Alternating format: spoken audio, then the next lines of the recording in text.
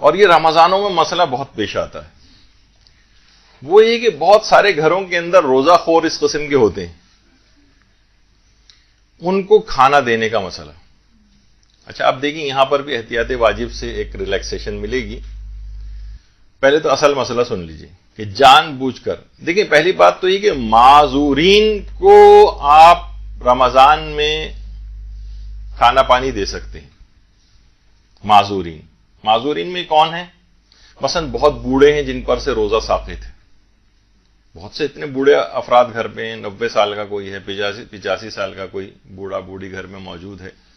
نانا دادا وغیرہ، ان کو دیا جا سکتا ہے۔ اسی طرح سے مثلا کوئی مسافر ہے، ہمارے دوسرے شہر سے کوئی رشتہ دار آیا ہوا ہے، 10 دن سے کم کا سفر ہے، اس پہ سے بلکہ روزہ رکھنا حرام ہے اس کے لیے، تو اب وہ بھوکا بیٹھا رہے صبح سے شام تک آپ کے گھر میں، نہیں، اس کو کھانا دیا جا سکتا ہے، وہ معذورین میں۔ اچھا پھر اس کے بعد مثلا عورت اپنے مخصوص ایام کی حالت میں ہے، یا اس کے ہاں مثلا بچے کی ڈیلیوری ہوئی ہے اور ابھی 10 روز مکمل نہیں ہوئے ہیں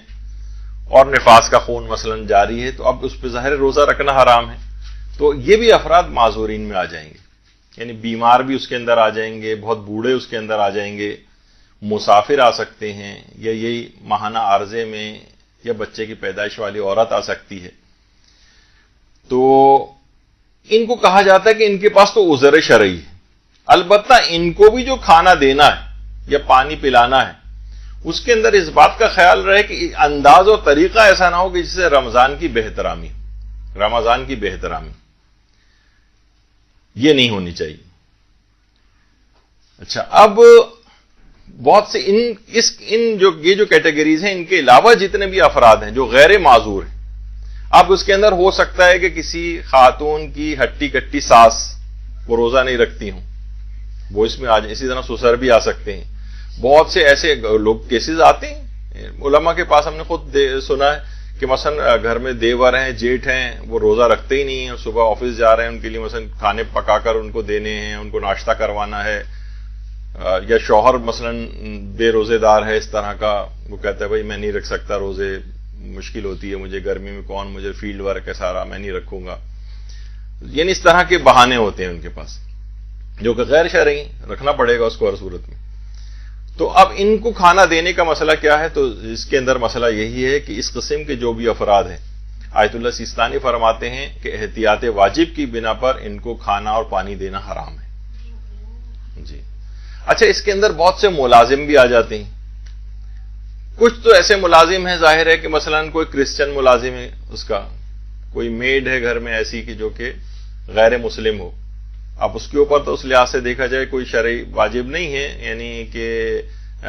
وہ تو ظاہر ہے ان کو تو روزہ نہیں رکھنا ہے، اب ان کو کھانا دینے کا مسئلہ ہے۔ کچھ علماء یہ بھی بیان کرتے ہیں اس میں کہ مثلا وہ صرف کھانا بنا کر رکھ دے، سرو نہ کرے، مثلا عام طور پر حالت روزہ میں افطار کا کھانا بھی حالت روزہ میں ہی بنایا جاتا ہے، مثلا دوپہر کو اس نیت سے بنا لے کہ شام کو بھی کام آئے گا، اور اسی میں ہی وہ روزہ خور جو افراد جو گھر میں موجود ہیں وہ خود ہی کچن میں جا کر نکال کے کھا لیں اس کو، تو وہ وبال گناہ ان کے ذمہ ہوگا۔ لیکن ان کو باقاعدہ ٹرے لگا کے میز سجا کے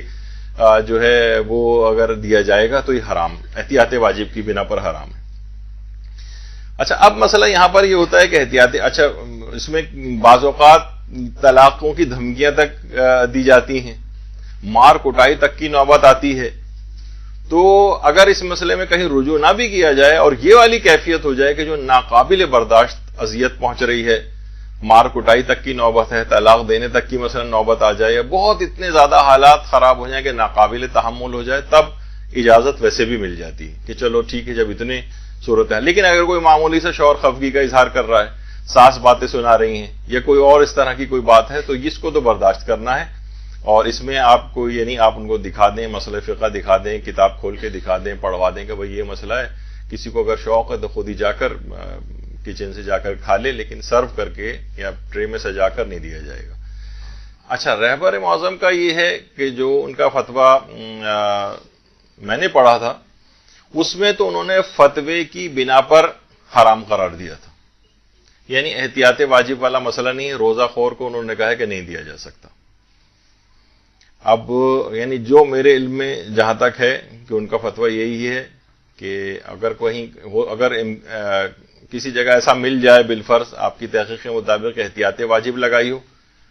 تو پھر دیگر مراجع کی طرف رجوع کا ایک امکان ہوگا، لیکن جہاں تک میں نے پڑھا ہے اس کے اندر فتویٰ ہی ہے۔